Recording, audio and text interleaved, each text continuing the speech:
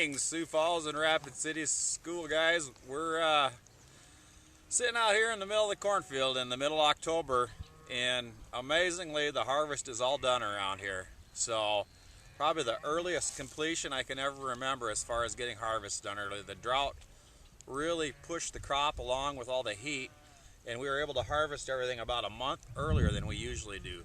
So really quite a remarkable fall. We were pretty blessed here to have a crop. I mean, we didn't have a best crop ever, but considering how terribly dry we've been, we really got along pretty well. The reason I'm out here in the cornfield is I want to talk to you a little bit about the soil today. The stalks and the tassels and leaves and stuff is all out here. Now this residue is quite a product. Like I said in our last video here, we'll have our cows out here. If you want to show our cows are coming out here to see me. And we'll use our cows as our recyclers in the fall every year. They'll come out here and they'll eat this residue, and of course they'll go to the bathroom. And so they'll convert all this residue, or a lot of it, into manure, which is great plant food for next year's crop. But we can't have a big heavy mat like this. When we have a real thick residue like this, it makes it real hard to do the farming next year, because it's real hard to get a good seed bed and get the crop planted into this thick mat of residue. So what we'll do is we'll run our mama cows out here and we'll move them from field to field, and we'll try to give them 2 to 3 to 4 weeks in every field, depending on how long we can go until we get some snowfall. And a lot of you asked in our last video about how many cattle we run, and we keep about 40 cows around, and then of course they have their calves inside, and then a couple bulls. So we'll run the cows on the corn stalks for about 6 more weeks, and then we'll probably wean our calves around Thanksgiving time, and then the cows will spend the rest of the winter out here on the stalks, and hopefully if we don't get too much snow, they'll continue to be able to harvest some of these stalks throughout the winter. But as the weather gets colder, we'll also have to start feeding them something in addition to the corn stalks. We'll probably feed them some hay and some corn in order to get them enough calories to keep them warm throughout the winter. Another question that a couple of you guys asked was, what do we do when the machinery breaks down? And unfortunately it does happen, and what happens when it breaks down is we have to fix it. Most of our repair work we do ourselves here at the farm. We have quite a few tools and stuff, and it's not something that we look forward to doing because it takes time away from the livestock and away from being in the field, but it's something that has to be done. But something that we can do to prevent breakdowns in the future is to do proper maintenance on our equipment. When you start opening the machine up and seeing all the things that are going on in here, it's pretty amazing that they hold up as well as they do, because there's just a tremendous amount of things going on here and a tremendous amount of moving parts. And so what we'll need to do here now in the next 60 days or so before winter is to get the combine in the shop and to open it up, take all these guards and stuff off, and really get a look at it as far as the bearings and the chains and all the parts that can wear.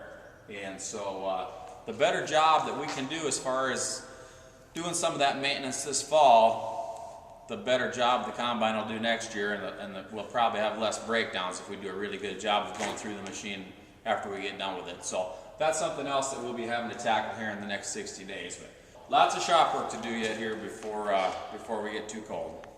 When we did our last video, we went to this barn and we showed you some new baby pigs that just came in off the sow.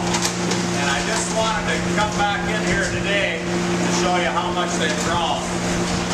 These guys here have been in the barn about 56 days, and they're already weighing close to 80 pounds. So they've done really, really well, and that's what we like to see. You notice these guys have a green chalk mark on their backs, and the reason for that is because we just went through and vaccinated them the other day.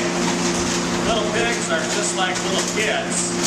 They need certain shots early in their life to give them immunity so that they don't get sick when they get older. These guys here just had their second vaccine yesterday, and so they're just about ready to move out of the nursery. They're plenty big, and we've got room in one of our finishing barns now. So these guys will get moved to the finishing barn tomorrow. But just wanted to show you what these guys look like in a short period of time. They grow really, really fast. So, a lot of you want to know how many pigs we raise, and we market about 5,000 to 6,000 pigs a year. We'll get in around 400 to 500 pigs every 28 days. And so that makes for a lot of manure to handle. One other big job that we have to do in the spring and the fall is to haul manure. In all our barns, like I showed you in our last video, we have slatted floors so that when the pigs go to the bathroom, the manure will fall through the floor. It'll keep the pigs clean. We're actually able to capture all the manure underneath the building. At our farm, we'll probably pump about 600,000 to 700,000 gallons of manure every year. And manure is a wonderful product to feed our crops, so we're very fortunate that we can capture it. In the olden days, the animals just ran out in big yards, and the manure just decomposed because of the weather, or ran down the hill to the creeks or whatever.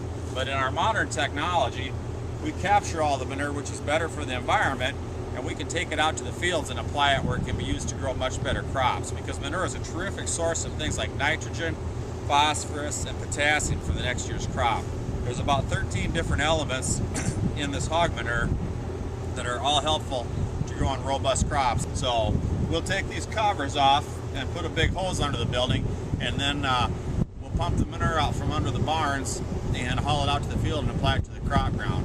And we'll test the soil in the crop ground to see how much extra nutrients are needed for next year's crop, and then we'll try to apply the correct amount of manure to that ground to get what we need as far as nutrition to feed the next year's crop. So that's another very busy job, and we'll be tackling that very shortly too. Appreciate you guys joining us, and hopefully we'll have some of these jobs tackled by the time we visit again. Thanks.